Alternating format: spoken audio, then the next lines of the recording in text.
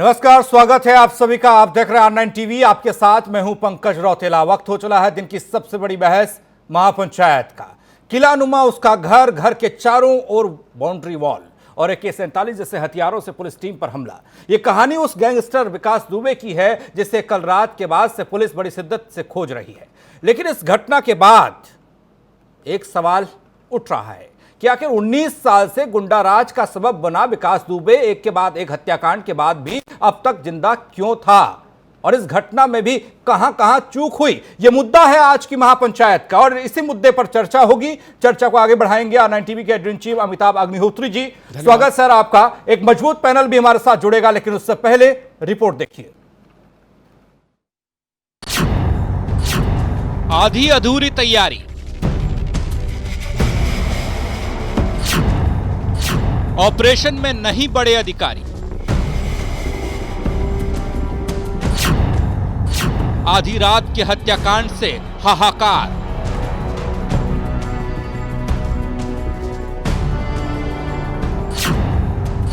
कौन कौन जिम्मेदार।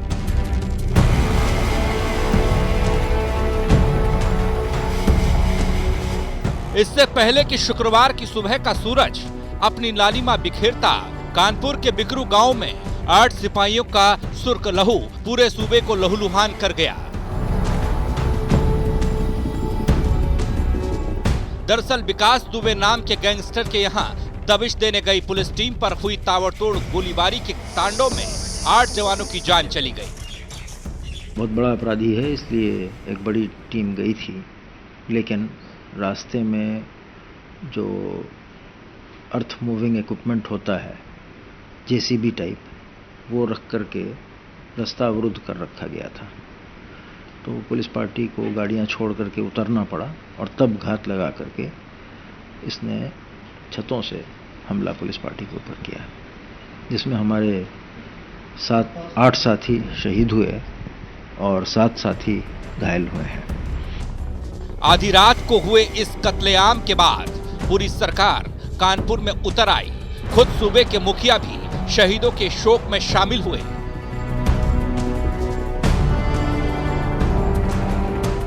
पीड़ित परिवारों के हर जख्म पर मरहम लगाने की कवायद में CM ने सख्त लहजे में कहा कि 8 जवानों का ये बलिदान बेकार नहीं जाएगा।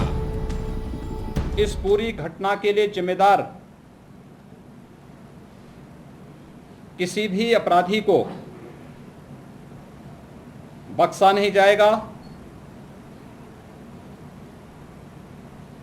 पुलिस के अपने जवानों की शहादत और उनके बलिदान को व्यर्थ नहीं जाने दिया जाएगा। इधर शहादत के शोक में सियासत भी बाचाल होने लगी। एक दूसरे पर सवालों के तीर चलने लगे। लेकिन R9 टीवी एक यक्ष प्रश्न पूछ रहा है कि कानून की किताब में कोई ऐसी धारा बची नहीं जो इस कत्लेआम के मुख्य किरदार पर लगी ना हो, तो फिर यह अब तक सलाखों के बाहर क्यों था। आज अफसोस की बात यह है कि अपराधियों का इनकाउंटर क्या हो रहा है वो तो पता नहीं, लेकिन अपराधियों ने उत्तर प्रदेश की पुलिस का इनकाउंटर जरूर कर दिया और जिसमें हमारे 8 जवान शहीद हो गए। ये उत्तर प्रदेश की सरकार के लिए शर्म की बात है। एक सवाल खड़ा होता है, क्या उत्तर प्रदेश में अपराधी इतने ज्यादा बेलगाम हो गए हैं, उन्हें कानून का डर नहीं है। बहरहाल आपको बता दें कि आज से 19 साल पहले 11 अक्टूबर 2001 को इसी विकास दुबे ने दर्जा प्राप्त राज्य मंत्री संतोष शुक्ला की थाने में घुसकर हत्या कर दी थी। और गजब की बात तो यह है कि उस हत्याकांड में किसी ने गवाही नहीं दी थी, और तो और उस थाने की पुलिस ने भी नहीं। अगर उस वक्त ही ये कांटा निकाल दिया गया होता तो आज ये कत्लेआम नहीं हुआ होता। सवाल यह है कि 2001 से 2020 तक विकास दुबे क्यों हम सब के इकबाल को रौंद कर इतराता रहा।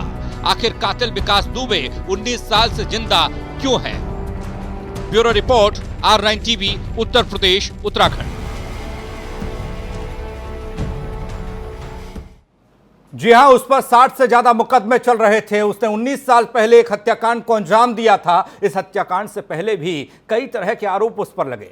उसके बाद भी वो साल दर साल आपराधिक वारदातों को अंजाम देता रहा, लेकिन इस हिस्ट्री शीटर विकास दुबे पर किसी ने कोई कार्रवाई नहीं की। इसी पर आज चर्चा। 19 साल में गंगा में बहुत पानी बह गया, लेकिन विकास दुबे नाम का गुंडा जिंदा रहा। हमारे साथ मेहमान जुड़ चुके हैं, उनसे परिचय आपका कराएं। मनोज मिश्रा जी, प्रवक्ता बीजेपी, अनुभवचक राजनीतिक विश्लेषक, थोड़ी देर में हमारे साथ जुड़ेंगे।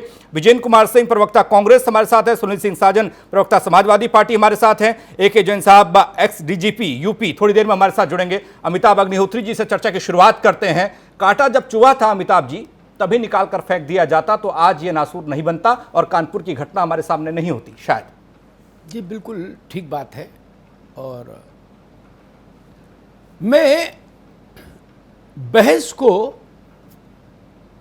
राजनीतिक दलों में किस किस के साथ उसकी फोटो थी, किस पार्टी में वो रहा और किस में नहीं रहा, इसमें नहीं डालना चाहता जी, क्योंकि ये सच्चाई प्रदेश कितना जानता है नहीं जानता है, हर आदमी वो अलग विषय है। लेकिन मैं जानता हूं कि कांग्रेस छोड़कर कोई ऐसी पार्टी नहीं बची जो पिछले 25 सालों में सत्ता में रही हो। कांग्रेस तो सत्ता में रही नहीं जी। 89 में नरेंद्र जी उनके आखिरी चीफ मिनिस्टर थे, जिसमें ये विकास रहा ना हो। तो सबकी फोटो सबके साथ, इसलिए मैं उस गंदगी में नहीं उतारूंगा बहस को अपनी। सबके साथ सबकी फोटो है, हम जानते हैं। तो तू मैं नहीं होने दूंगा इस मंच पर। यह सच्चाई है कि राजनीति का अपराधीकरण है, अपराधियों का राजनीतिकरण है। यह सच्चाई है और स्वीकार करनी चाहिए। ADR की रिपोर्ट आती है, वो बताती है कि लोकसभा में, विधानसभाओं में कैसे कैसे माननीय पहुंच गए।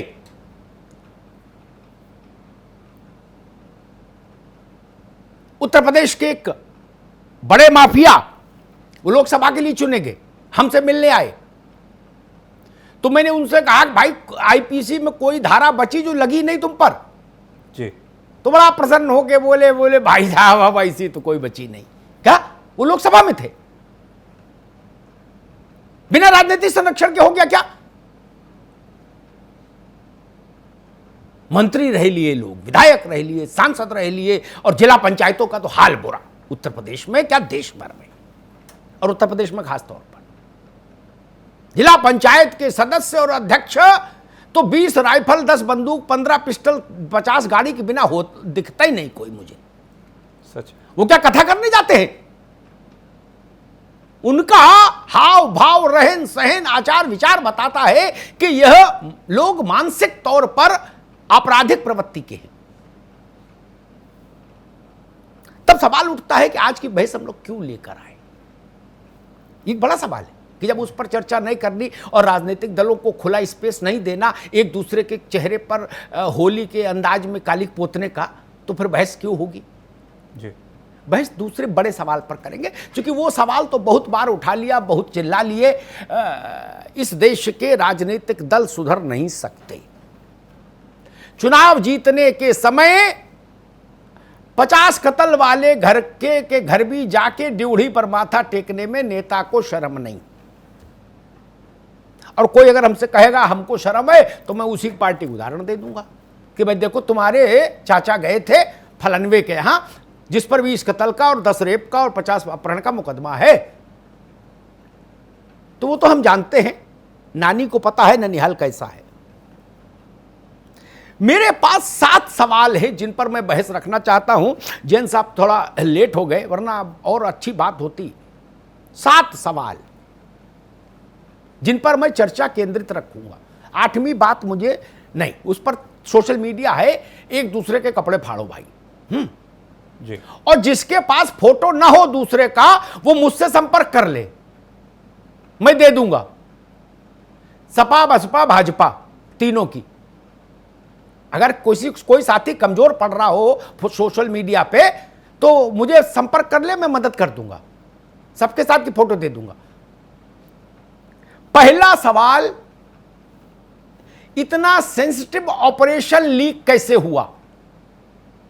दूसरा सवाल, इस अपराधी ने पुलिस पर हमले की पूरी मुकम्मल फुल प्रूफ योजना बनाई, तो इसकी भनक उत्तर प्रदेश पुलिस को क्यों नहीं लगी, स्थानीय पुलिस को क्यों नहीं लगी? उसका सूचना तंत्र आपराधिक स्तर पर जाकर फेल हो गया। तीसरा सवाल, जो अवस्थी जी कह रहे थे कि अर्थ मूविंग इक्विपमेंट्स लगा दिए जेसीबी टाइप, अरे गांव है ना, मुंबई तो है ना कि कहां ढूंढे? गांव में एक रास्ता बंद हो गया, अर्थ मूवर इक्विपमेंट लगा के, पुलिस को पता क्यों नहीं लगा? थाना की चौकी कहां थी? वो तत्काल सीज क्यों नहीं कर ली गई? अर्थ मूवर बिना देखे चले गए थे।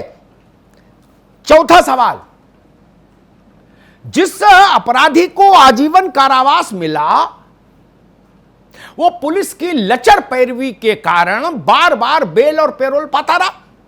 और पुलिस की लचर पैरवी इसलिए होती थी क्योंकि राजनीतिक लोग पुलिस को धमकाते थे कि भाई ये तो अपना बच्चा है, इसको खेलने खाने दो। तो बेल पैरोल उसको हर सरकार में मिलती रही। कभी किसी की फोटो दिखा दी, कभी किसी की दिखा दी, फोटो देख के बेल पैरोल हो गई नेताजी के साथ। सवाल यह है, इस पर एनएसए क्यों नहीं तामील कर दिया गया? एनएसए के लिए क्या एनएसए तब लगेगा जब 100-200 आदमी को मारेगा आदमी इकट्ठा? एक दर्जा प्राप्त मंत्री को तो मार ही चुका था, एनएसए क्यों नहीं लगा? पांचवा सवाल, ये आज से 1-1.5 महीना पहले उत्तर प्रदेश के पुलिस प्रमुख ने एक परिपत्र जारी किया सारे कप्तानों को और कहा जहां भी दबिश के लिए पुलिस टीम जाएगी, माननीय मुख्यमंत्री का आदेश है, उसका जो उन्होंने शब्द लिखे हैं, दंगा निरोधक दल की तरह सुसज्ज होकर जाएगी, जिसमें वज्रवाहन है शामिल, जिसमें जाली है शामिल, जिसमें बुलेट प्रूफ शामिल है। वो कहां था? तमाकू मलते हुए बनियान पहन के चले गए क्या? भागवत में जाना था। छठा सवाल, 7 सवाल है मेरे पास। छठा सवाल, इतने असलहा और उसमें भी प्रतिबंधित असलहा और कारतूस कहां से आए? और अगर आए तो पुलिस की इंटेलिजेंस क्या कर रही थी सालों साल? इसका मतलब थाना सो रहा था, चौकी सो रही थी, सीओ मस्त था, एसपी व्यस्त था, यही ना मतलब हुआ? मैं अगर किसी इलाके का थानेदार हूं और मेरे इलाके में इतना अवैध असला इकट्ठा हो जाए तो मुझे जेल भेजना चाहिए। और अंतिम सवाल, इसीलिए मैं कह रहा हूं जैन साहब होते ज्यादा मजा आता। एसटीएफ और स्वाट दो स्पेशलाइज्ड विंग है उत्तर प्रदेश पुलिस की इस तरह के कामों के लिए, उनको क्यों नहीं शामिल किया गया? आइदर एसटीएफ और स्वाट क्यों नहीं शामिल किया गया? और एक बात कह के बहस को मेहमानों के पास ले जाऊंगा। 19 साल पहले, मैं फिर भी इसमें नहीं पढ़ूंगा सरकार किसकी थी और मसला किसका था। 19 साल पहले जब थाने में घुस के इस दुष्ट व्यक्ति ने संतोष शुक्ला की हत्या कर दी, उसमें सबसे गंदा मालूम क्या हुआ मनोज मिश्रा जी? सबसे गंदा पार्ट ये रहा, गांव के लोग मुकर गए। ये तो हमने फूलपुर में भी देखा, इलाहाबाद में भी देखा, बनारस में भी देखा, गाजीपुर में भी देखा। इसमें कुछ भी नया नहीं, गांव वाले मुकर गए। कृष्णानंद राय वाले मामले में हमने देखा था। लेकिन उससे भी गंदा ये हुआ, थाने के जो लोग गवाह के तौर पर अंकित थे, उत्तर प्रदेश के पुलिस के वो कर्मचारी भी गवाही से मुकर गए। अगर 19 साल पहले ऐसा नहीं किया होता तो ये कब का निपट गया होता।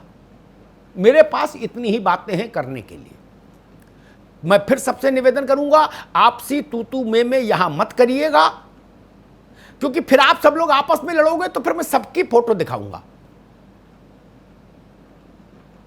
पोल खोल राष्ट्रीय अभियान यही मंच पर दिखा दूंगा। मैं चलाना नहीं चाहता, मैंने इसमें सेव करके रखा है सब प्रोग्राम में कि अगर आप लोग हुज्जत करेंगे तो मैं सबका दिखा दूंगा कि ये बसपा है, ये सपा है, ये भाजपा, तीनों देखो भाई। सुनील साजन जी, मेरे 7 सवाल बड़े सीधे सवाल, किसी भी गंभीर ऑपरेशन में ये सवाल खड़े होते हैं।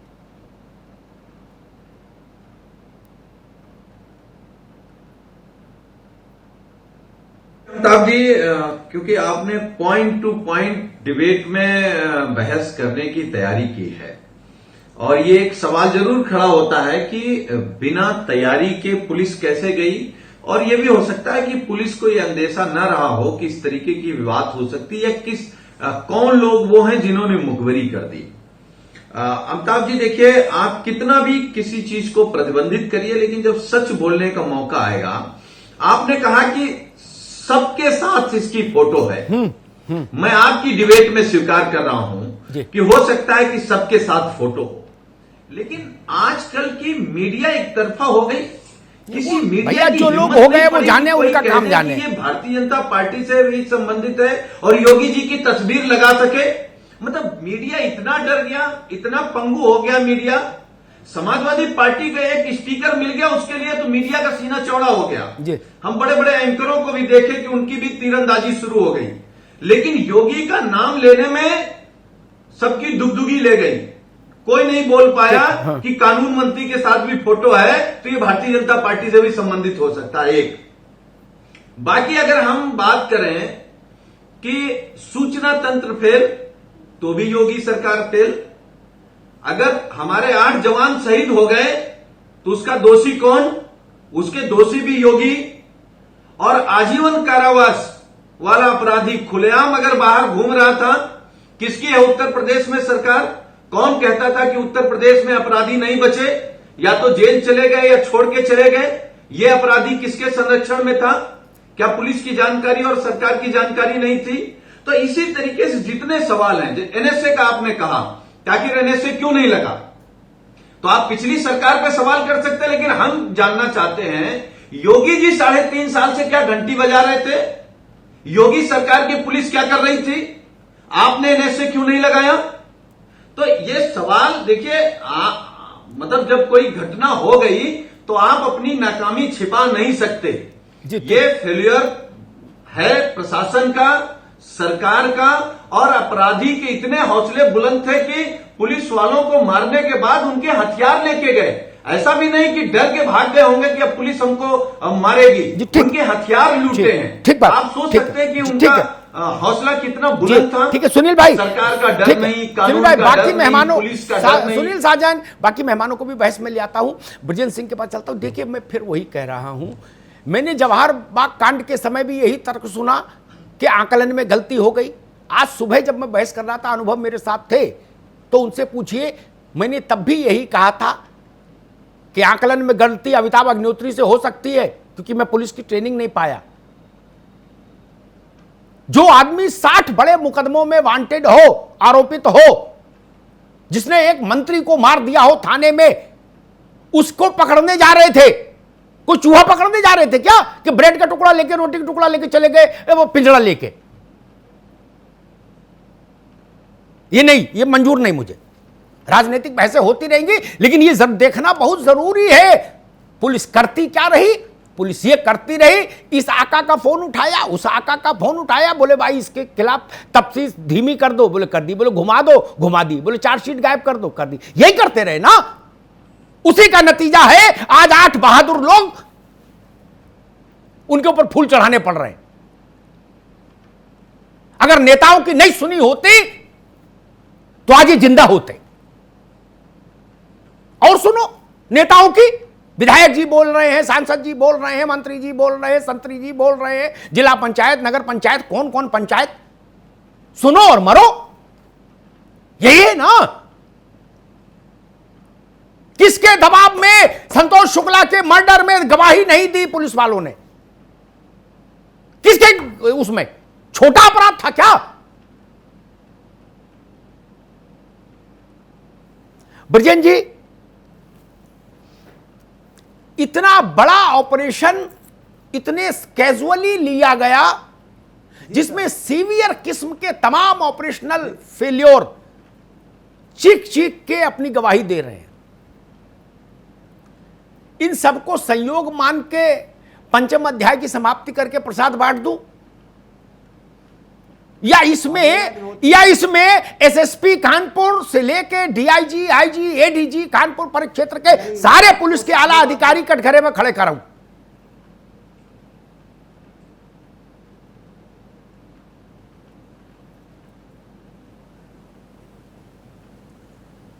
आदरणीय अग्निहोत्री जी, सबसे पहले मैं शहीद जवानों के प्रति श्रद्धान्वित हूं, नमन कर रहा हूं उनको, उनके परिजनों को ईश्वर ये इतने बड़े दुख को सहन करने की शक्ति दे। मैं 2-3 बातें आपके सामने छोटी छोटी कहना चाहता हूं कि किसी पुलिस अधिकारी का मारा जाना, प्रशासनिक अधिकारी का मारा जाना हमारे प्रशासन के इकबाल को पर चोट करता है। आपको याद होगा कि सुबोध कुमार सिंह को बुलंदशहर में जब गौरक्षा दल ने चक्रव्यूह बना के दौड़ा के मारा था, उसी समय अगर हमारे उत्तर प्रदेश के मुख्यमंत्री जी ने इसे प्रशासन के इकबाल पर चोट माना होता भीड़ द्वारा, तो शायद कल ये घटना ना घटती आज रात को जो घटी है, क्योंकि उसमें भी उन्होंने इकबाल सुबोध कुमार सिंह की हत्या को सीरियसली नहीं लिया। गौरक्षक दलों को कैसे बचाना है, कितनी लचर चार्जशीट बनाना है कि वो सारे लोग बाहर घूम रहे हैं जी। और दूसरी सबसे बड़ी बात कि उत्तर प्रदेश में माफिया, राजनेता और पुलिस का जो एक कंटेक्ट गठजोड़ बना हुआ है उत्तर प्रदेश में, उसकी प्रवृत्ति है। इतना ऐसे कैसे हो सकता है कि बगैर पुलिस की सटीक मुखबिरी के उन लोगों को मालूम कैसे हुआ कि हम एक ऑपरेशन के लिए हमारे यहाँ के कुछ सीनियर अधिकारी जा रहे हैं। और जो आदरणीय मुख्यमंत्री जी ने कहा है कि कोई अपराधी बचेगा नहीं, मैं बहुत विनम्रता के साथ उन्हीं के ऊपर आरोप लगाता हूं कि जो हत्या हुई है उनकी राजनीतिक इच्छा शक्ति की बेईमानी की वजह से हुई है। वो उत्तर प्रदेश की प्रशासन को तानाशाही तरीके से इकबाल नहीं बचा रहे हैं, वो पॉलिटिकल परसेप्शन के अनुसार प्रशासन चला रहे हैं कि ब्रजेंद्र सिंह विरोधी ही तो रगड़ डालो, लेकिन पुलिस का इकबाल तार तार हो जाए तो उसकी परवाह न करो। ठीक जी। मैं पुलिस का लड़का हूं, मैं पैदा हुआ तो हमारे बाप सिपाही थे और इंस्पेक्टर होकर रिटायर हुए। हमारा आधा परिवार पुलिस में है। इस पीड़ा को हमसे ज्यादा कोई महसूस नहीं कर सकता। ये जो घटना घटी है, ये माफिया, पुलिस और राजनीति का जो गठजोड़ है, इसे तोड़ना होगा। ठीक है विजन जी, रुकना होगा। मैं अनुभव चक को बहस में लाऊं। ठीक है विजन भाई, रुकना होगा। मैं अनुभव चक के पास चलूंगा। जी, मैं एक बात मैं अपने पुलिस के भाइयों से कहूंगा, मेरा उनके साथ बड़ा हृदय का रिश्ता रहा। पुलिस के उत्तर प्रदेश के सभी लोग जानते भी हैं। उनके दुख सुख के मैंने तमाम सवाल तमाम सरकारों में वो उठाए जो सरकारों को अच्छे नहीं लगे, फिर भी मैंने उठाए। मुझे उनसे कोई हानि लाभ नहीं था, लेकिन मैं इस बात के लिए लड़ा कि पोषण भत्ता बढ़ना चाहिए। मैं इस बात के लिए लड़ा कि वर्दी का भत्ता बढ़ना चाहिए। मैं इस बात के लिए लड़ा कि साइकिल का भत्ता क्या होता है भाई। मैं इस बात के लिए लड़ा कि दरोगा को आप हफ्ते में 100 रुपया पेट्रोल का डीजल का देंगे, पेट्रोल का देंगे और कहेंगे 300 किलोमीटर में चक्कर लगा के आओ। मैं अपने पुलिस के भाइयों से कहूंगा, राजनेताओं की हर बात मानना बंद कर दीजिए। ये इतना गंदा खेल है कि इसमें कुर्बानी आपकी हो जाती है। अपराधी मिले रगड़ दीजिए। बाद में नेताजी फोन करते रहे, जो आदमी गुजर गया सो गुजर ही गया, फिर नेता क्या कर लेगा। अनुभव चक, प्रकाश सिंह जी ने एक बार मुझसे कहा, बड़े सीनियर अधिकारी हैं भारत के पुलिस के और पुलिस रिफॉर्म के लिए बहुत काम किया उन्होंने, सुप्रीम कोर्ट में लड़े। उन्होंने कहा कि अग्निहोत्री में अपने, जब मेरे पास नौजवान आईपीएस सेलेक्ट होने वाले नौजवान आते हैं, पूछते हैं कि सर कोई हमारे लिए मैसेज, तो बोले हम उनसे कहते हैं कि रीढ़ की हड्डी सीधी रखना, कोई तुमको नौकरी से नहीं निकाल सकता। मलाईदार पोस्टिंग छीन सकता है, लेकिन आईपीएस का बैच जो कंधे पे लगा है वो कोई माई का लाल ले नहीं सकता। बोले लेकिन फिर भी हम देखते हैं वो लोग रीढ़ की हड्डी ज्वाइनिंग के दूसरे दिन ऑपरेशन करके निकलवा के घर में रख देते हैं अलमारी में। उसी का नतीजा है क्या इस तरह के कांड? जी अमिताभ जी, ये बेहद दुखद भी है, शर्मनाक भी है। और जैसा कि आपने बताया कि अगर आज से 19 साल पहले सही से अगर इसके ऊपर कार्रवाई हुई होती गवाह मुकरने ना दिए जाते या गवाहों के अंदर ये भरोसा दिलाया नहीं, जाता अनुभव कि आपके गवाह साथ कुछ नहीं, पुलिस वाले मुकर गए। गवाह छोड़ो, पब्लिक के गवाह तो हमने हर जिले में मुकरते देखे, पुलिस वाले मुकर गए।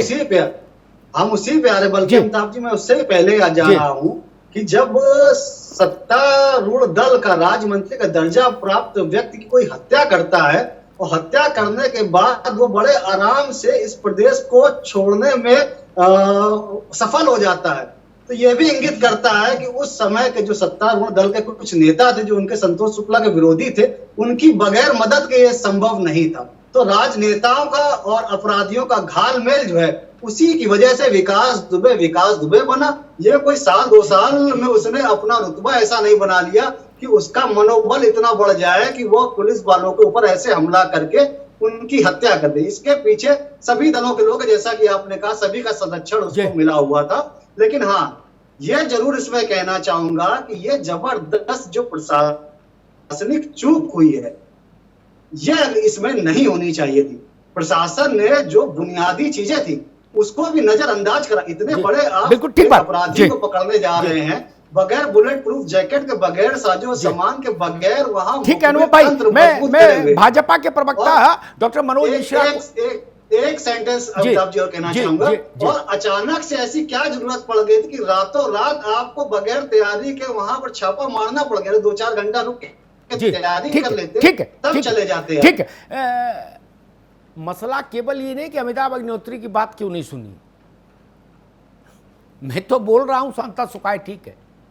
मसला ये है, कानपुर की पुलिस ने डीजीपी की बात क्यों नहीं सुनी? और वो डीजीपी की भी बात नहीं थी, वो मुख्यमंत्री के आदेश थे जिनको लिपिबद्ध किया था डीजीपी ने पत्र में कि दंगा रोधी टीम की तरह सुसज्ज होकर जाएगी दबिश पार्टी पुलिस की।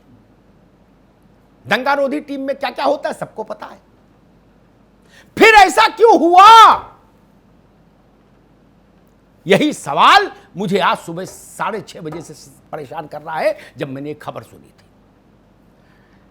और एक बात और कह दूं, बड़े बड़े खुशफहमियां होती हैं लोगों में। फिर मनोज जी के पास जाऊंगा। ये जो अपराधी है ना, विकास दुबे ना जी, हाँ विकास दुबे, ये जब सरेंडर करने गया संतोष शुक्ला वाले मामले में, तो एक राजनेता की कार में ही बैठ के गया था, फिक्स करके सरेंडर कराया गया था, है ना। तो गंगा स्नान कैसे कैसे चेहरे कर रहे हैं, ये जरा प्रदेश देख ले। मनोज मिश्रा जी, मुख्यमंत्री के निर्देश, डीजीपी के निर्देश सब ताक पर रख के टहलने के अंदाज में, जैसे हम लोग खाना खा के कहते चलो भाई आइसक्रीम खाएं या पान खाएं, वैसे चली गई थी क्या पार्टी? बोले जूता नहीं पहने, बोले चप्पल डाल लो, आ जाओ बैठो, बोले राइफल नहीं ली, बोले डंडा ले लो। और ये लोग तो हमसे अच्छा जानते थे विकास दुबे को, क्योंकि थाने में आके दरोगा को भी लपड़ आता था और थानेदार को भी मां बहन करता था। तो ये लोग तो उसका ताप झेले हुए थे। और इसी बकरू अकरू कौन सा गांव है, इसी गांव में 11 बार 19 सालों में उत्तर प्रदेश पुलिस, कानपुर पुलिस ने दबिश दी और 11 बार पिट के आई। इनसे अच्छा कौन जानता था उसको? ये वहां कैसे गए थे ऐसे?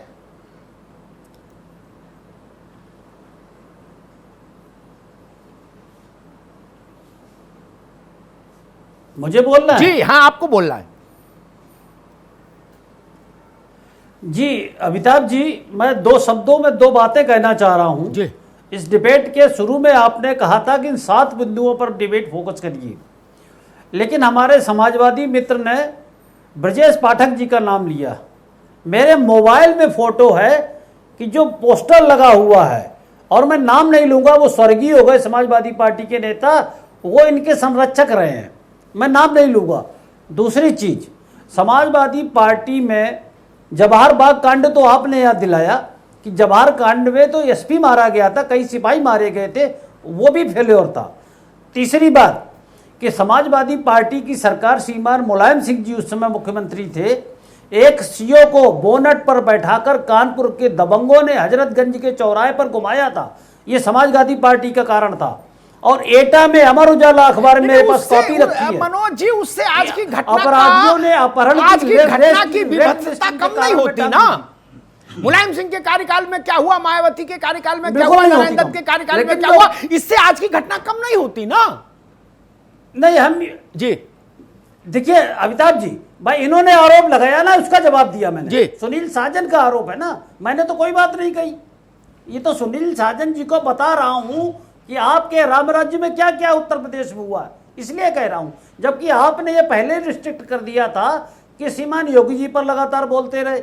आप कानून व्यवस्था का विषय तब उठाइए जब कानून व्यवस्था के फ्रंट पर आपका ट्रैक रिकॉर्ड अच्छा हो, इस तब कोई समस्या नहीं। आपका ट्रैक रिकॉर्ड तो इतना अच्छा है कि आप खुद अपराधियों के मुंह से सुन लीजिए, उसमें जरूरत नहीं किसी अच्छे आदमी की बात करने की। रही बात जो 7 विषय रखे, इस बात निश्चित सही है और निश्चित सत्य है आपकी कि लापरवाही में ऑपरेशन हुआ, इस बात से कोई इनकार नहीं कर सकता कि देखिए आपने माना, अच्छी बात है, और निश्चित तौर पर लापरवाही माना हमारे साथ। ठीक है मनोज भाई, हमारे साथ अमिताभ ये सत्य है जी, हमारे साथ AK जैन साहब जुड़ गए हैं, उत्तर प्रदेश पुलिस के पूर्व प्रमुख रहे हैं, हमारे मित्र हैं। मैं उन्हीं का इंतजार कर रहा था क्योंकि हम सब लोगों को उतनी चीजें नहीं मालूम, ऑपरेशनल चीजें, जितनी जैन साहब को मालूम है। जैन साहब, मैंने अपनी छोटी बुद्धि से 7 सवाल उठाए जब आप नहीं थे। उठाना आपकी मौजूदगी में चाहता था लेकिन आप बाद थोड़ा लेट जुड़े। बहुत संक्षेप में 1 मिनट में मैं दोहरा देता हूं, बस उन्हीं पर आपसे समझना चाहूंगा कि ऐसा क्यों हुआ। नंबर 1, इतने टॉप सीक्रेट ऑपरेशन को लीक कैसे किया गया।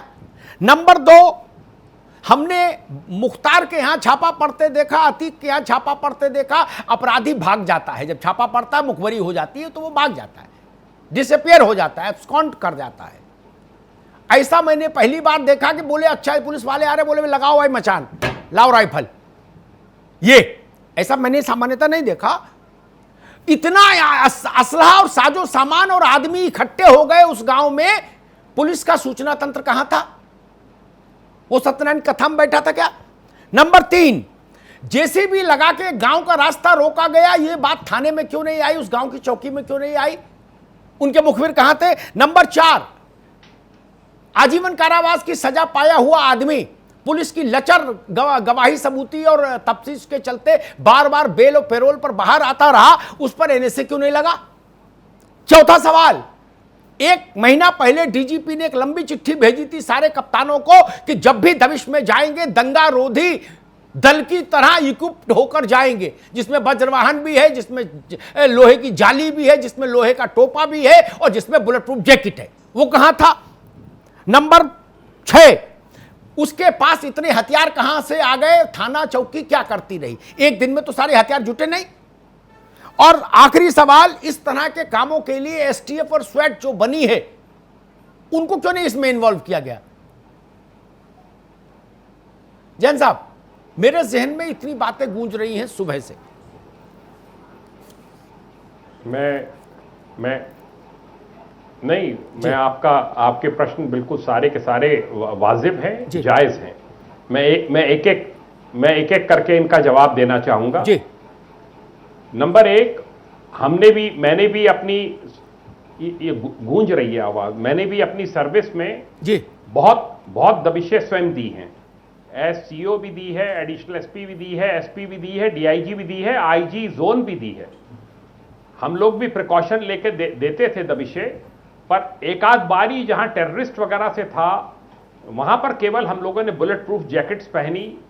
और अन्यथा यह होता है कि जब क्षेत्रीय अपराधियों के यहां दबिश पड़ती है तो इस प्रकार की हिमाकत आज तक मेरे ख्याल से कहीं नहीं हुई होगी। मैंने नहीं देखी कि लोकल सीओ के ऊपर अपराधी इस तरीके से फायरिंग कर दे। जी। ये दिखाता है कि कितना मनबढ़ अपराधी है, over a period of time इसका कितना मन बढ़ चुका है, कितना ये सशक्त हो चुका है, कितना धन धान्य से ये इस समय जो है संपन्न है, बाहुबल है इसके पास में। अन्यथा कोई इस टाइप की हिमाकत नहीं कर सकता है। जो डीजीपी के ऑर्डर्स हैं अपनी जगह बिल्कुल जायज हैं, पर कभी कभी क्या होता है कि जहां 3-4 थानों का फोर्स इकट्ठा हुआ, सीओ के नेतृत्व में गया, तो ये जेसीबी वगैरह लगी देखकर तभी समझ जाना चाहिए था कि कुछ दाल में काला है और इसमें बहुत प्रिकॉशन लेके दबिश देनी चाहिए थी। मुझे यह भी लगता है कि अगर इन्होंने पुलिस वालों के हथियार लूटे हैं तो इसका मतलब जो कुछ पुलिस वाले और साथ में थे वो वहां से भाग गए हैं जी, अन्यथा ये आकर यहां से वेपन उठा के ना लेके जाते जी। ये जो भी घटना है, मैं किसी भी पॉलिटिकल पार्टी को इसमें कोई मैं वो नहीं करना चाहूंगा, पर यह स्पष्ट है इस घटना से कि उसको कुछ संरक्षण इस सरकार में भी था, क्योंकि तभी इस प्रकार की वो मनबड़ घटना कर सकता है, अन्यथा किसी की इतनी हिमाकत नहीं हो सकती कि कोई इस प्रकार की घटना को अंजाम दे दे। जैन साहब, अब इस समय सबसे बड़ी आवश्यकता इस बात की है बड़े से बड़ा रिवार्ड इस पर डिक्लेयर हो, जो एंटी जी। इसमें एक सवाल मेरी सामान्य बुद्धि में खड़ा हो रहा है बार बार, हम इनको ये मान लें कि आकलन में गलती हो गई, सामान्य अपराधियों के, जब लोकल अपराधियों के हम यहां जाते हैं जैसा आपने कहा, तो हम लोग कहते भाई ऐसे बैठ लो गाड़ी में। लेकिन एक निवेदन आपसे करूंगा, मेरी जानकारी के अनुसार इसके गांव में 19 साल के इसके आपराधिक करियर में कानपुर जिला पुलिस ने 10-11 बार अटेम्प्ट किया इसके गांव में, और भगवान का आशीर्वाद ऐसा रहा 10-11 बार मार खा के लौटी है। तो इसका बायोडेटा नहीं पता था कि जब जब गांव में पुलिस गई लुटपिट की आई। नहीं, अगर ऐसा है तो इसका रिकॉर्ड थाने में रहता होगा ना कि कब कब मार पड़ी, कहां कहां नहीं रहता। अगर ऐसा है तो एक कम से कम एक कंपनी पीएसी, नहीं ये तो रिकॉर्ड कोई नहीं रखेगा। अच्छा, ये रिकॉर्ड तब रहेगा अगर वापसी में थानाध्यक्ष जिनके साथ मारपीट हुई है वो मुकदमा कायम कराएं। अच्छा, नहीं तब हम करें, पुराना मुंशी तो बताता। जैन साहब तो वो मुकदमा कायम कराते। जैन साहब, मैं तो बड़ा गांव देहात का आदमी हूं, बाकी तो लिखा पढ़ी उतनी जानता नहीं। गांव जो थाने का मैंने प्रैक्टिकल अनुभव लिया, कभी कभी थाना भी चला जाता था, छात्र जीवन से थोड़ा बहुत सामाजिक था। पुराना मुंशी जो है वो हर नए अधिकारी को बताता है कि कौन आदमी कैसा है। तो उनने तो बताया होगा कि भाई आपसे पहले 11 बार पिट चुके हैं, नहीं बताया होगा। जो पुराना एक मुंशी होता है, नाक पर चश्मा रखता है, चूना हाथ में, नहीं बिल्कुल, और बैठा रहता है पीछे थाने में है, ऐसा कारकुन हर थाने में है एक कैरेक्टर। हाँ, हमारे हाँ होता है, हमारे थाने में एक डॉक्यूमेंट होता है, उसका नाम है एसओस कॉन्फिडेंशियल डायरी जी। उसमें जब भी किसी एसओ का स्थानांतरण होता है तो वो पूरी डिटेल लिख के जाता है कि कौन कौन शातिर अपराधी हैं, कौन किस प्रकार का व्यक्ति है, कौन पुलिस की सहायता करने वाले हैं, किन के ऊपर निगाह रखने की जरूरत है। ये बहुत ही शातिर किस्म का हिस्ट्री शीटर है। मेरी कभी कानपुर पोस्टिंग नहीं रही, कानपुर जोन में जी। पर मैं इतना कह सकता हूं कि जब इसने थाने में हत्या की थी एक दर्जा प्राप्त मंत्री की, तब ये बहुत हाईलाइट हुआ था केस जी। और अफसोस की बात यह है कि बार बार अपना गवाहों को विनोवर करके धमकाकर और ये बाहर आ जाता है जी। तो इसके खिलाफ एक जबरदस्त ऑपरेशन। और एक बात और कह दूं अपने राजनीतिक बिरादरी के मित्रों के लिए, विकास की मां से हमारे संवाददाता ने जब बात की तो उन्होंने मालूम क्या कहा, उन्होंने कहा ये जहां मिले इसको गोली मार दो, मेरे लिए मर गया। लेकिन साथ में उन्होंने एक बात और कही, वो राजनीतिक मित्रों को समर्पित करता हूं, राजनीतिक दलों को। उनने कहा कि भैया पहले ये भाजपा में था, फिर बसपा में रहा, फिर सपा में रहा, सब पार्टी में रहा, ये पार्टियों का चक्कर है कि ऐसा हो गया। ये उनकी बूढ़ी मां ने कहा। सब लोग उनके इस कथन में अपना अपना चेहरा देख लो और मिलके बोलो सत्यनारायण स्वामी की जय। एक सूचना मेरे पास आई है, शर्मनाक सूचना है जी, लेकिन दे दे, जब रहना है तो सुनना होगा। जैन साहब, जो असलहे लूटे गए ना पुलिस के, उनका डिटेल आया है मेरे पास। एक AK-47, एक इंसास राइफल, एक ग्लॉक पिस्टल और 2 9mm पिस्टल लेके भाग गए अपराधी। बताइए, डूब मरने की बात नहीं है। जो शहीद हुए ठीक है, उनके देह की रक्षा के लिए बाकी पुलिस वाले कहां थे? ठीक कह रहे हैं आप, मेरे पास भी यही सूचना है। बाकी पुलिस वाले कहां थे उनकी देह की रक्षा के लिए? ऊपर से फायरिंग करके जब इन्होंने मार लिए हैं पुलिसकर्मी, उनको घायल कर दिया है, तब उनके असलहे लूट कर लेके गए। अरे भाई, ऊपर से थोड़ी ना असला छीन लिया होगा, उसके लिए तो नीचे आए होंगे। तो नहीं थे 8 लोग, कुछ इंजर्ड हैं, कुछ और भी रहे हैं, वो सब कहां गए थे? वो सब के सब मेरे ख्याल से मौके से फरार हो गए। इसकी भी जांच होनी चाहिए। मनोज मिश्रा, बड़ा सवाल, ऊपर से जादू मंत्र से आजा AK-47 उड़ के चली गई, ऐसा तो संभव नहीं। नीचे आए होंगे, ले गए होंगे, मिल नहीं रहा ठीक ऑडियो। तो बाकी जो 50 लोग पुलिस वाले थे टीम में, अलग अलग स्तर के अधिकारीगण, वो क्या कर रहे थे मनोज जी? देखिए, जो मुझे लगता, क्योंकि सीन वहां मौके पर तो कोई नहीं था, रात का वक्त था, लेकिन जो लगता है कि पुलिस का मनोबल टूट गया होगा जब कुछ लोग मारे गए होंगे, कुछ लोग घायल हो गए होंगे और उस स्थिति में भगदड़ मच गई होगी। अरे अपने साथियों को मरता हुआ छोड़ के भाग जाते हैं लोग और लूटने मुझे सुविधा हुई। नहीं, ये बड़ी शर्मनाक बात है। नहीं, अगर पुलिस की नौकरी करने वाले लोग भी ऐसा करें तो ये शर्मनाक है। अनुमान लगा सकते हैं। ठीक है, सुनील सिंह साजन, जो लोग फोर्स में निश्चित तौर पे ये शर्मनाक घटना है, जो फोर्स में शर्मनाक घटना है और योगी जी खप्पी है। ठीक है मनोज जी, बक्सेंगे नहीं, ठीक है, रुकिए, वो देखेंगे, से नहीं जाएंगे, देखेंगे। सुनील साजन, योगी जी ने आज जो लोग सेना में, पैरामिलिट्री फोर्स में या पुलिस में काम करते हैं, वो ये जान समझ के आते हैं कि खतरे की नौकरी कर रहे हैं, और उनका साथी जब शहीद हो जाए तो वो उसकी पार्थिव देह को छोड़कर भाग जाए अपनी जान बचाने के लिए, और उनके साथ बदतमीजी हो, उनके असले छीन लिए जाए। नहीं अमिताभ जी, ये मैंने कहा ना, ये दुखद है और ये आश्चर्यचकित करने वाली घटना भी है कि जब कुछ सिपाही शहीद हो गए, कुछ जख्मी पड़े हैं, तो या तो संख्या कम थी उनकी, और अगर संख्या कम थी तब भी गलत बात थी, और अगर संख्या थी और जो भागे हैं वो भी एक जांच का विषय है। ये मैंने पहले भी कहा कि उस अपराधी का हौसला इतना बुलंद था कि वो पुलिस को मारने के बाद उनके हथियार लूट के ले, हो सकता है गोली ऊपर से चला रहा हो, लेकिन हथियार लेने तो उनकी वो या उसकी टीम नीचे ही उतरी होगी। वही मैं कह रहा हूं, और पूर्व डीजीपी साहब हैं, हथियार ऊपर से नहीं लूटे जा सकते। पॉलिटिकली नहीं कह रहा हूं, लेकिन एक बात सच है कि बिना सरकार के संरक्षण के इतनी हिम्मत कोई अपराधी नहीं कर सकता। ये हम भी जानते हैं, आप भी जानते हैं, और जैन साहब भी जानते हैं। ठीक, अब जी, भारतीय जनता पार्टी के प्रवक्ता कुछ भी बोले, लेकिन अब आप योगी जी के जंगल राज पर पर्दा नहीं डाल पाए। ब्रजेंद्र सिंह, हमने ऐसे फोर्स को देखा है इस देश में, बलिदानी फोर्स को, जिसने अपने साथी के शव की और उसके सम्मान की आखिरी सांस तक रक्षा की है। 50 लोगों की फोर्स बताई गई, 50 लोग गए थे टीम में, 8 शहीद हुए, 6 घायल हुए, 8 और 6 14, बाकी आदरणीय अग्निहोत्री, बाकी कबड्डी खेलने भाग गए। आदरणीय अग्निहोत्री जी, आदरणीय अग्निहोत्री जी, सबसे पहले तो जो आप ईमानदारी से इस डिबेट को करा रहे हैं, आज जब मैं डिबेट में आ रहा था तो एक 76 वर्षीय बुजुर्ग ने कल की आपकी जो संपादकीय थी उसके लिए आपके प्रति आभार व्यक्त किया है। धन्यवाद जी। उसको आप स्वीकार कर लिए, और फिर मैं इस पर खाली एक लाइन बोलना है बस। जी। कोई नैतिक साहस अब बचा ही नहीं है, और बिल्कुल स्पष्ट है कि उत्तर प्रदेश के माननीय मुख्यमंत्री जी पॉलिटिकल परसेप्शन से अपराध से नियंत्रण पाना चाहते हैं, जो कभी संभव नहीं है। जब तक वो निष्पक्ष नहीं बनेंगे, अपराधी को अपराधी नहीं मानेंगे, उनका पूरा ध्यान तो राजनीतिक विरोधियों को खत्म करने में लगा हुआ है। मनोज जी, जल्दी से रिस्पॉन्ड करिए, फिर मुझे अनुभव चक के पास जाना है और लास्ट में जैन साहब से कुछ बात समझूंगा। ठीक है ब्रजेंद्र भाई, आगे आप मनोज मिश्रा रिस्पॉन्ड करिए भाई जल्दी से, और सरकार का संरक्षण 30 सेकंड में रिस्पॉन्ड करिए।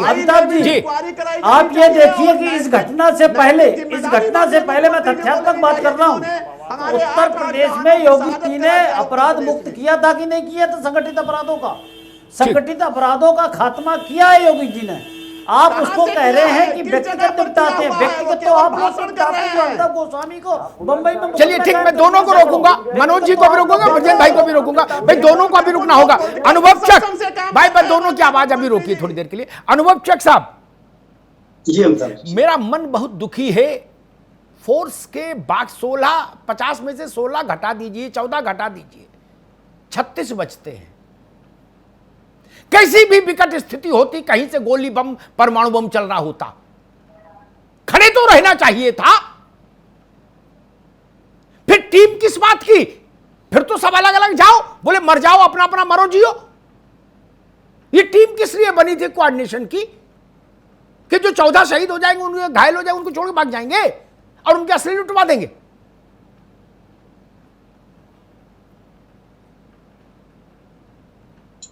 जी जी अमिताभ जी, और ये ऐसा पहली बार नहीं हुआ अमिताभ जी। जिस समय सिवली थाने के अंदर घुस के उसने राज्य मंत्री का दर्जा प्राप्त संतोष शुक्ला की हत्या करी थी, तब भी तत्कालीन थाना अध्यक्ष जो है वहां छुप के अपनी जान बचाया था और रोते हुए अपनी जान बचाने की गुहार कर रहा था। दूसरा, जो भी हमारे सारे मित्र विभिन्न दलों के एक दूसरे पे कीचड़ उछाल रहे थे, उनको बता दूं कि जिस समय संतोष शुक्ला की हत्या हुई थी तब भारतीय जनता पार्टी की सरकार थी। उसके बाद जब लल्लन को उसने उठाया था, उस समय भाजपा की सरकार थी। जिस कचहरी के सरेंडर का आपने जिक्र किया, वो राजनेता सिर्फ कार में बैठा के उसको छुपा के नहीं ले गया था, हजारों लोगों के साथ कचहरी में सरेंडर हुआ था और उसके सरेंडर में कानपुर से के सभी राजनीतिक दलों के लोग थे, उसको महिमा मंडित करा गया था। और तीसरा जो मैं घटना कर रहा हूँ, दिनेश दुबे की हत्या हुई थी तो सपा की सरकार थी, तीनों दलों ने उसको संरक्षण दिया है। और जो 36 पुलिसकर्मी भागे हैं, उनका मनोबल इन्हीं राजनेताओं के कारण बिल्कुल खत्म हो चुका था। वो जानते थे कि ये चाहे कुछ भी कर दे, ये तो अपने आप को बचा लेगा, अपने से जुड़े लोगों को बचा लेगा, लेकिन हमको अपनी जान बचानी, इसी वजह से वो लोग भाग गए हैं। ठीक है, तो मेरा सिर्फ इतना कहना है कि राजनेताओं को भी मॉनिटरिंग होनी चाहिए। ठीक है, कौन लोग थे जो लगातार उसको सुरक्षा देते थे, उस कागज को भी ध्वस्त करने की जैन साहब, बड़ा हृदय विदारक दृश्य है। सोचिए, शहादत देने वाले जमीन पर पड़े होंगे लहूलुहान और गुंडे आके उनके असलहे लूट के ले गए। ऐसी ट्रेनिंग तो नहीं देते हम लोग पुलिस वालों को। इतनी कमजोर ट्रेनिंग है क्या? तो चकबंदी में नौकरी क्यों नहीं करते हैं? जिनको इतना भय लगता हो वो तहसील में क्यों नहीं नौकरी करते हैं?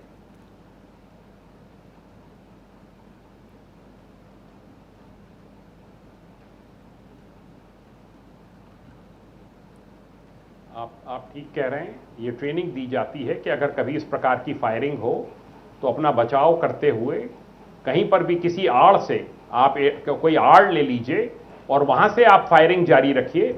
अगर कोई आड़ इन लोगों ने ले ली होती, हमारे पुलिसकर्मियों ने, तो जब ये ऊपर से नीचे उतर के आए हैं और असलहे कलेक्ट कर रहे थे, तभी उनको मार के गिरा देना चाहिए था।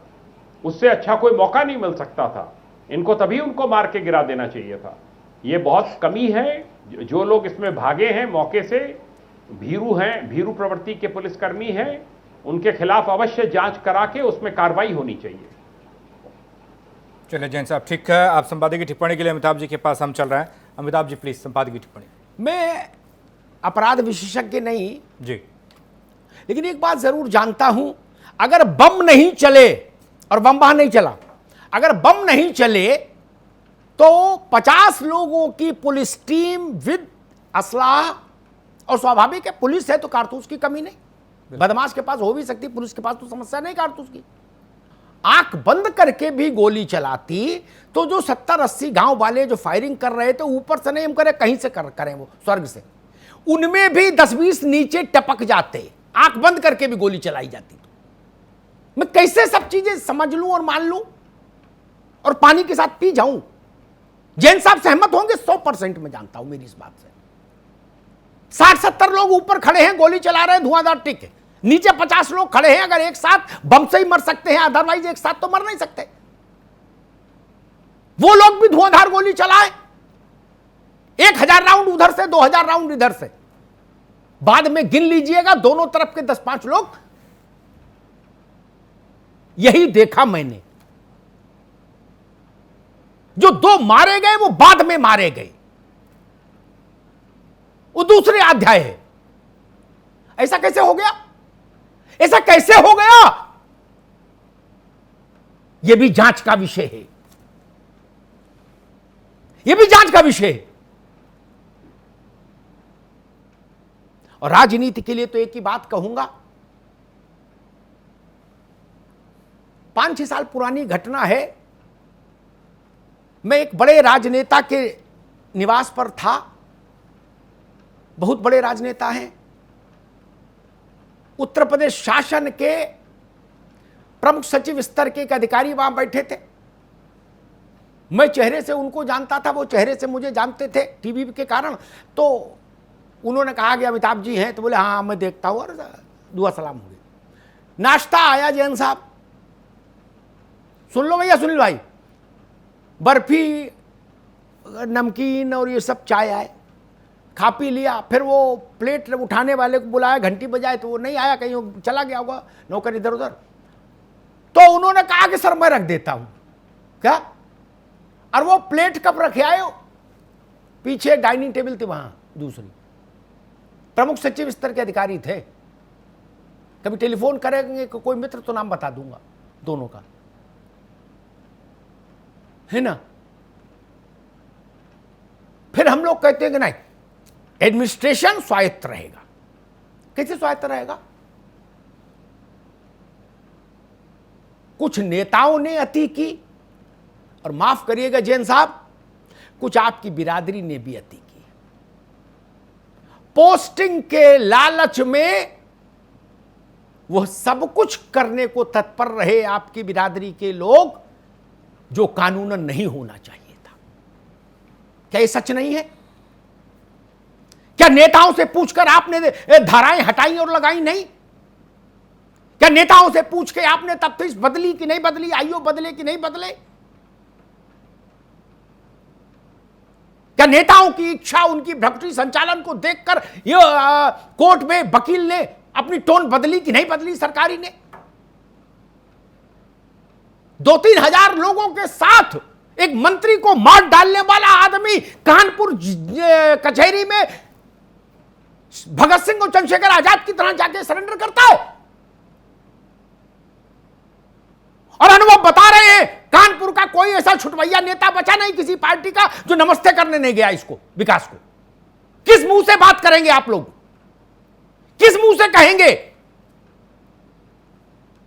कि मेरी कमीज तुम्हारी कमीज से ज्यादा सफेद है? क्या सच नहीं है? और मेरी बात से आदरणीय जैन साहब सहमत होंगे, और राजनेता मित्र हमारे तीनों टीवी पर तो खैर नहीं कह पाएंगे, उनकी अपनी मजबूरी है। लेकिन क्या यह सच नहीं है, विधायक और सांसद कप्तान को लिस्ट दे के आते हैं कि चौकी इंचार्जी की, थानेदारी की? क्या सच नहीं है? मुझे वही लोग बताते हैं। कप्तान की मर्जी से इंस्पेक्टर और दरोगा अगर 100 हैं जिले में मिला के ये दोनों, तो 10 लगा पाता अपनी मर्जी से, 90 तो नेता ही के कोटे में चले जाते हैं। ऐसे शासन चलेगा? ऐसी व्यवस्था चलेगी? पुलिस रिफॉर्म को लेकर सुप्रीम कोर्ट का क्लियर कट डायरेक्शन, हिंदुस्तान की किसी राज्य सरकार ने उसको माना नहीं। क्यों? क्या मीठा है? क्यों पुलिस को अपने जेब में रखकर चलना चाहते हैं? और आप किसी भी अक्रॉस द पार्टी लाइन, किसी भी विधायक से, जिला पंचायत अध्यक्ष से या पार्टी के जिला अध्यक्ष से यह कहो, अगर रूलिंग है पार्टी कि भाई तुम्हारी दखल थाने में नहीं होगी, है, तो वो आंख में आंसू भर के कहेगा भैया फिर हम राजनीति छोड़ दें, फिर वो कंस्ट्रक्शन का ही काम कर रहे हैं। जब दरोगा ही मेरे अंडर में नहीं, तो इसका मतलब राजनीति तो दरोगा को अंडर में रखने के लिए हो रही है देश में। तो ऐसी ही परिस्थिति आएंगी। मैं आज बहुत लंबे सवाल उठाने के उसमें नहीं था, क्योंकि मन खिन्न है। हमारे 8 बहादुर जवान दिवंगत हुए, शहीद हुए। इसकी केसों की जांचें बार बार कैसे बदली गई, धाराएं कैसे जोड़ी और हटाई गई बार बार, कैसे इसको सरेंडर करने का समय दिया गया सुविधा से, 1000 सवाल है। और जैन साहब कह रहे थे तकमीना लगाने में थोड़ी गड़बड़ हो गई शायद। मैंने तो प्रमाण दे दिया, 11 बार पिट चुकी है भगवान का नाम लेके उस इलाके की पुलिस, इसके गांव में, फिर भी हल्के में ले लिया। सच्चाई सामने आनी चाहिए जी। राजनेताओं का क्या होगा राजनेता जाने, लेकिन कम से कम इतनी बड़ी फोर्स से जुड़े जो सवाल उठे हैं, मैं उत्तर प्रदेश सरकार से भी आग्रह करूंगा। अपराधी को ढूंढा जा रहा है, मिल जाएगा, ठीक है, सजा पाएगा, ठीक है, लेकिन हमारे अंदर जो कमियां दिखाई दी इस ऑपरेशन में वो दुरुस्त होनी चाहिए। पुलिस बल के बहादुर लोगों की शहादत बहुत महंगा सौदा है, ये हम स्वीकार नहीं कर सकते। मेरी छाती फटती है। जैन साहब एक कांस्टेबल था जो शहीद हुआ है, उसकी 1 महीने की बिटिया है, 1 महीने की फर्स्ट पोस्टिंग थी। मैं कैसे रोक लूं अपने आंसू और तू मैं आनंद लूं? नहीं कर सकता। मैं सच में भावुक हूं आज। क्या गुनाह था उसका? षड्यंत्र का शिकार हो गया। अधिकारियों ने आपराधिक उपेक्षा बरती, जिसके चलते वो मारा गया सिपाही, और उसकी लाश से गुंडे बंदूक और राइफल छीन ले गए। ये शर्मनाक है। उत्तर प्रदेश सरकार को, डीजीपी को पुलिस रिफॉर्म पर ध्यान देना चाहिए। यह तय करना चाहिए कि पुलिस प्रोफेशनलिज्म के साथ एक्ट करती दिखे उत्तर प्रदेश में, तब इस देश का कल्याण होगा, तब प्रदेश का कल्याण होगा। धन्यवाद। बहुत बहुत शुक्रिया मनोज मिश्रा जी, अनुभव चक साहब, बहुत बहुत शुक्रिया विजय कुमार सिंह साहब, सुनील साजन जी, AK जैन साहब, अमिताभ जी, बहुत बहुत शुक्रिया। तमाम सवालात इस महापंचायत के जरिए कानपुर के उस घटना में जिसमें पुलिस के 8 जवान शहीद हो गए, इस मंच के माध्यम से 8 जवानों को श्रद्धांजलि। इस कार्यक्रम में फिलहाल इतना ही। बाकी खबरों के लिए बन रही R9 TV के साथ, सिर्फ खबर के लिए।